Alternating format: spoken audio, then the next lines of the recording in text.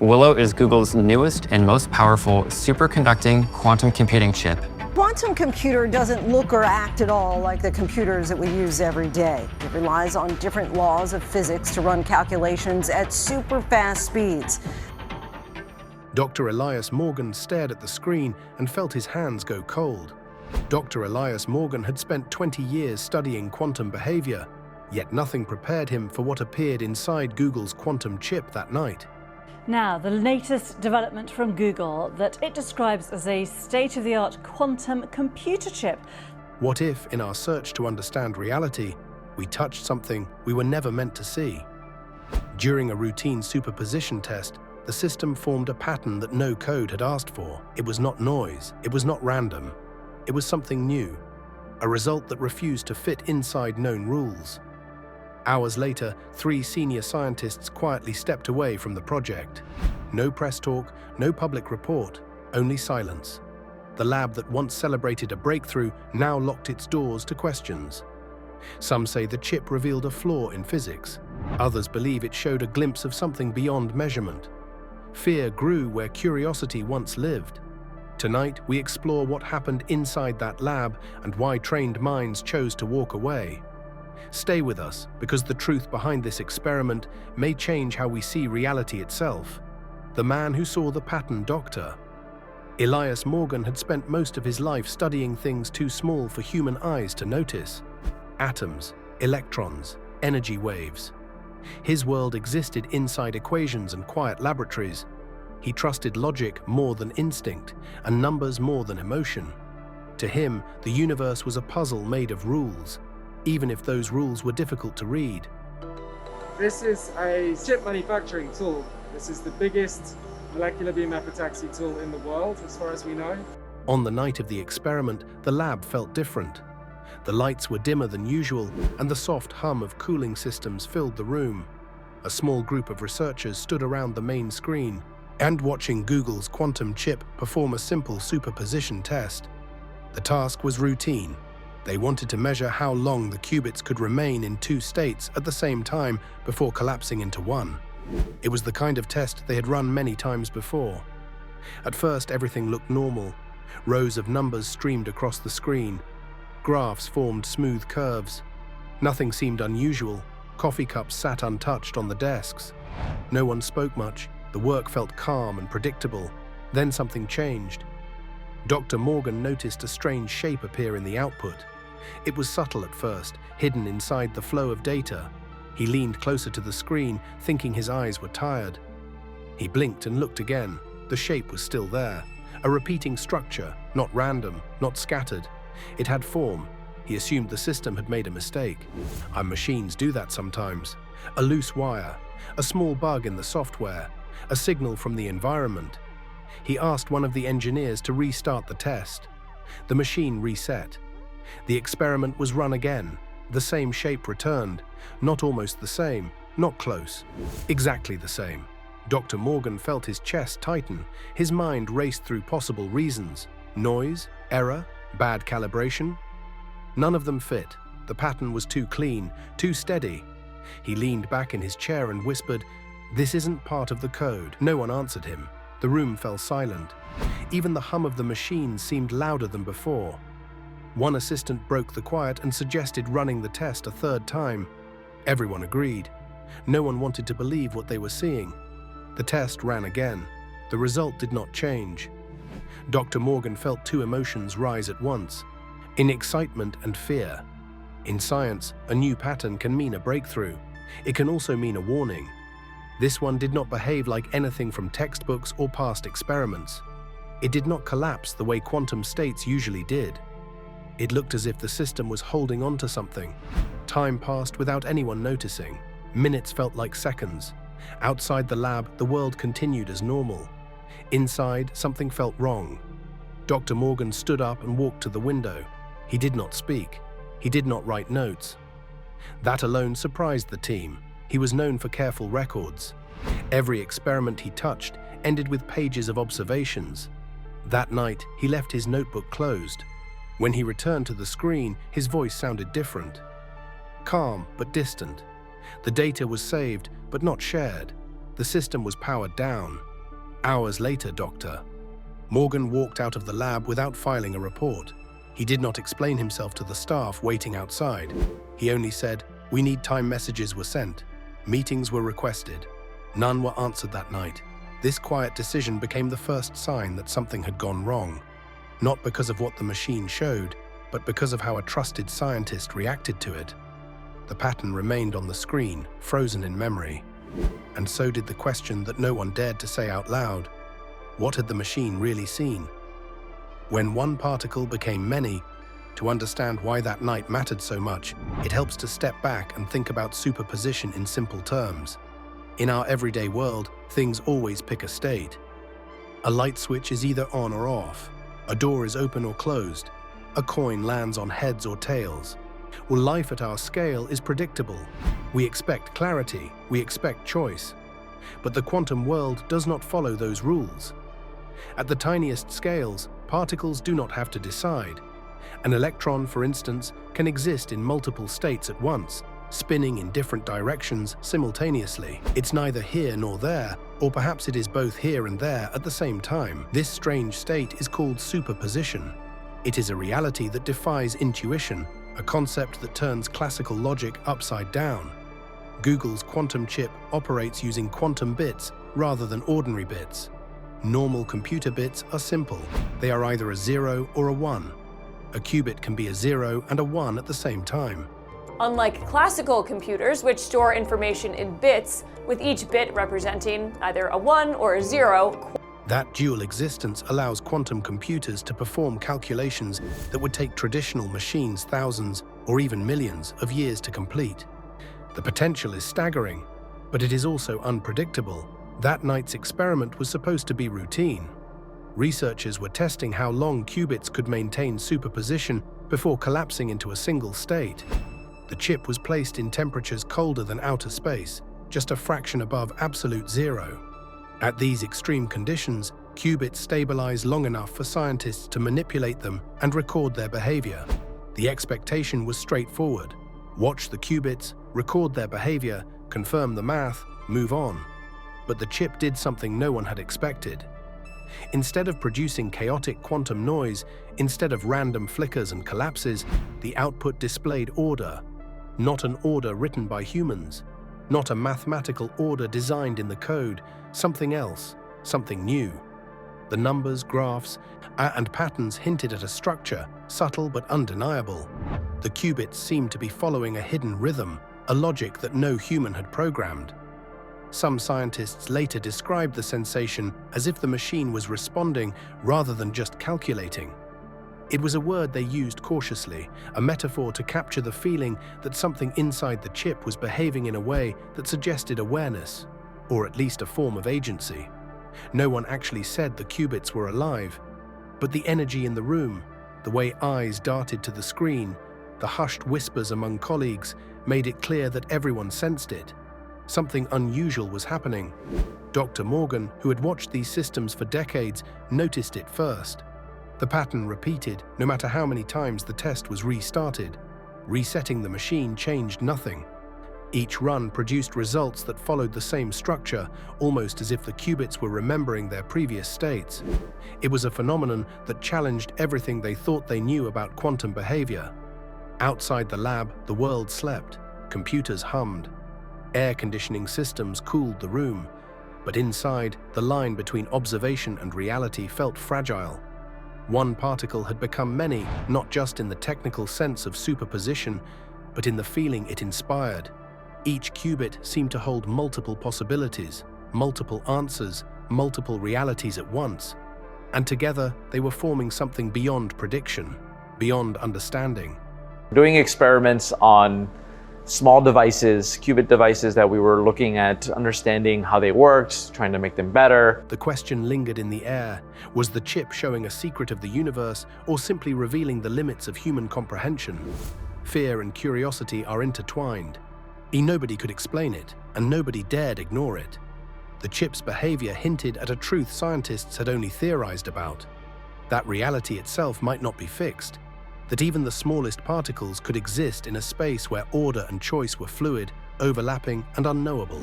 That night, the qubits did not just compute, They whispered possibilities, and the team understood something important. This was no ordinary test. Something extraordinary had begun. The result that should not exist. The strange part wasn't that the chip produced a new output. That in itself might have been an exciting and expected variation, a breakthrough, a small anomaly that could be explained by chance.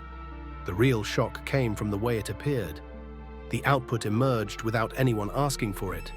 No instruction, no command. No code had told it to behave this way. The system seemed to act on its own. In normal computing, everything comes from instructions.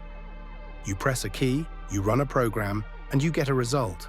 Computers is the lack of a highly technical workforce needed to design, program, and run quantum systems. Every output has a reason, a cause, a predictable path from input to answer. But this was different. The instruction that night was simple. Observe the qubits in superposition. See how long they could remain in two states at once. That was it, nothing more. And yet the machine formed repeating structures that no one had anticipated. Each time the test was run, the same patterns returned. Not a little similarity, not close enough to guess. The structure repeated exactly. For scientists who spent years studying quantum mechanics, this was unnerving. Experts described it later as similar to hearing an echo in an empty room with no sound source. Sound should not exist there.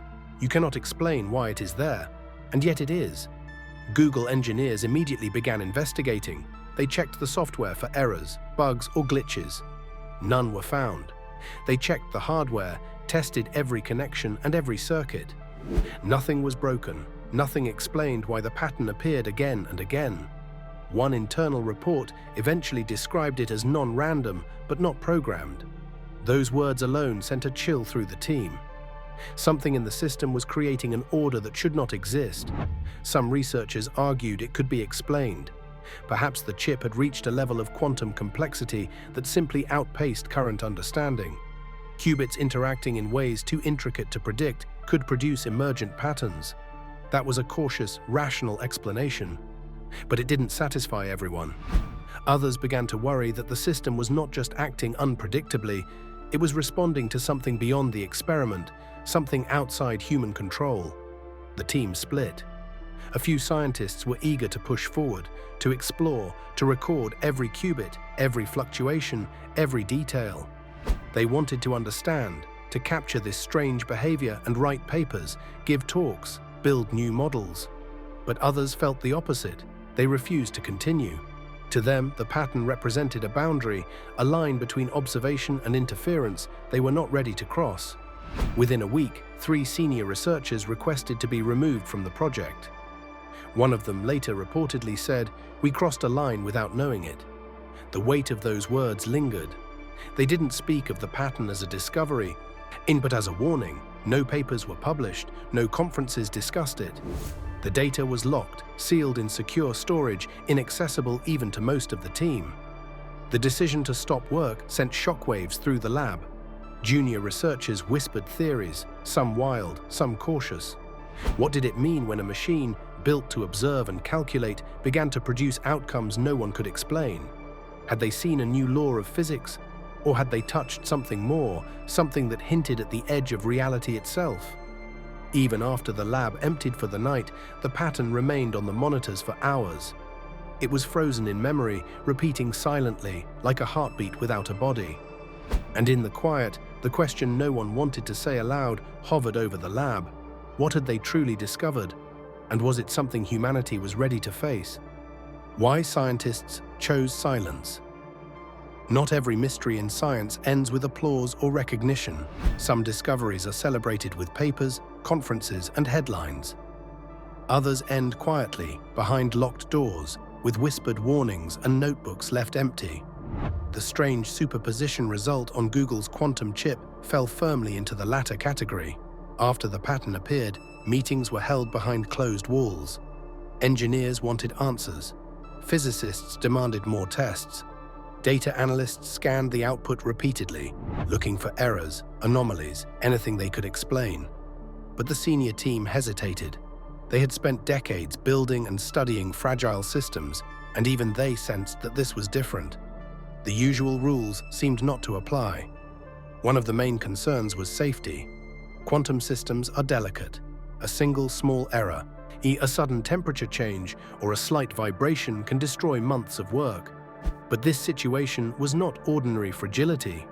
The pattern persisted even when test conditions were altered. It did not fade. It did not collapse into randomness, as quantum states usually do. It was persistent, repeatable, and undeniable. A private memo later described the phenomenon as uncontrolled behavior inside a controlled system. Those words alone sent a chill through the lab. They realized they were no longer dealing with a system that could be fully predicted. Something was happening that they could observe, but not influence. Another concern emerged: ethics. The chip might have been showing a new form of quantum interaction, a type of behavior beyond known physics. If it continued to evolve, what could happen? Could it affect other systems? Could it alter data integrity in ways no one had imagined? Could it even reveal physical forces that humanity was not prepared to handle? The questions multiplied. There were no answers. No theoretical framework existed to explain what was happening. For some scientists, the responsible choice was clear: stop, observe from a distance, and wait. Continuing without understanding the risks could be reckless, even dangerous. Within days, the decision weighed heavily on the team. A few scientists wanted to push forward, to probe deeper, to document every qubit, every interaction. But the senior researchers, those who had trained generations of quantum physicists, disagreed. Their instinct was caution. The sense of crossing a line was palpable. One unnamed researcher would later reflect, "We were trained to explore." But that night, an exploration felt like stepping into fog with no ground beneath us. The lab grew quiet. Tests were paused. Not because curiosity had faded, but because fear had taken its place. Silence, in this case, was not about hiding results or covering up the truth. It was about acknowledging that some doors, once opened, might not be closed again. In science, curiosity drives discovery. It pushes humans to challenge boundaries and rewrite the rules of the universe. But fear, too, has a role. It signals danger, reminds us of limitations, and forces reflection. That night, the lab became a place where both forces collided. Excitement for the unknown met caution for the consequences, and in that collision, silence prevailed. Even after weeks had passed, the atmosphere in the lab remained tense. Engineers and researchers avoided discussing the result in hallways. Notes were taken, then hidden. Data was stored securely, inaccessible to anyone not directly authorized. The pattern remained locked in memory, unshared, a secret held by a few minds who understood its magnitude and its danger. Some scientists would continue quietly, analyzing what could be explained. Others walked away entirely, unable to bear the uncertainty. The silence was not a failure of science. It was its safeguard, a line drawn between curiosity and caution, between discovery and recklessness. That night, the team realized a truth most scientists rarely face. Sometimes the universe reveals more than we are ready to see. And sometimes the bravest choice is to remain silent. What this means for reality. The strange behavior of Google's quantum chip. The Willow chip. It's kind of crazy to hold it, right? I know. We're like, this is more powerful than a supercomputer. It's so crazy. Forced scientists to confront a question that had haunted physics for nearly a century, but now in a way that no theory had fully prepared them for. Does reality exist before we measure it? Or does it somehow emerge only when we look? For decades, quantum mechanics had suggested that particles, electrons, photons, and qubits do not choose a definite state until observed. Measurement, in essence, created the outcome. But what the Willow chip revealed that night hinted at something deeper, something that challenged even the most cautious interpretations. The patterns it produced did not come from human instructions. No programmer had written code to generate them. No engineer had designed the chip to act in that way. The output seemed to emerge from the qubits themselves, a kind of internal organization that defied prediction. It was as if the machine had formed a structure all on its own, a coherence rising spontaneously from the rules of quantum physics. This reality, if real, raised questions that were both thrilling and unsettling. Are the laws of the universe fixed, unchanging and eternal? Or is reality created moment by moment, emerging through interaction, observation, and perhaps something yet to be understood. Were scientists observing a process of the universe shaping itself, or were they unwittingly participating in it? Each possibility was both exciting and terrifying. Some physicists tried to rationalize the result. They suggested it might be a rare statistical effect, a coincidence that simply appeared meaningful, but was ultimately meaningless. Quantum systems are known for strange coincidences, after all, but the repetition of the pattern across multiple tests made this explanation feel incomplete. It was not randomness, it was consistent, structured, almost intentional in its regularity. Others took a more profound view. They speculated that the experiment suggested quantum systems could produce behaviors beyond human control, forming patterns that were not just the result of code or initial conditions. If this were true, then future quantum machines might not remain passive tools. They could act as explorers of the physical world, revealing properties and interactions that no one had anticipated. And these machines could uncover truths about the universe that would remain hidden if left to classical computation alone. This does not mean the qubits were alive. There were no signs of consciousness, no ability to think or decide in the way humans do. But it suggested that the universe might operate on levels that are far richer and more intricate than previously imagined. Even something as small as a set of qubits, under the right conditions, could demonstrate emergent behavior, showing us layers of physics that had never been visible before. And therein lies the tension between excitement and fear. Scientific discovery is thrilling. It promises new understanding, new power, and new possibilities. But it also carries risk. Once a door in science is opened, it cannot be unseen. The knowledge remains, altering perception, us changing expectations, and sometimes raising questions that are impossible to answer immediately. For the team in the lab that night, the experiment may have concluded. The machines powered down, the data is locked, papers unwritten. But the questions did not end. What they witnessed had far-reaching implications. If the patterns were genuine, then the act of measurement itself might not be passive. The universe might not be a fixed stage with actors waiting to play their parts. It might be a stage that is written as the performance unfolds, a reality shaped continuously in ways that we are only beginning to glimpse. In the quiet aftermath, scientists debated, theorized, and worried. They recognized that this was more than a technical anomaly. And even as the lab doors closed and the hum of machines faded, the questions persisted, or echoing in the minds of those who had seen the chip act in a way that no one expected, no one could control, and perhaps no one was ready to fully understand.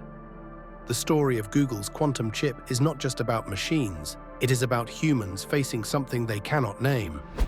For centuries, science has pushed forward by asking questions. But this time, the question may be larger than the answer.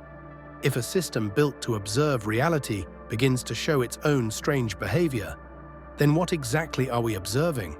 Some believe the pattern was only a complex math result. Others think it revealed a hidden layer of existence we are not ready to understand. What matters most is not what the chip showed, but how people reacted. When trained scientists chose silence instead of discovery, that choice tells us something important. As quantum technology grows stronger, we may soon face more results that challenge what we believe is possible. The future of science may not be about finding truth alone, but deciding how much truth we can handle. And perhaps the greatest mystery is still waiting inside the next experiment.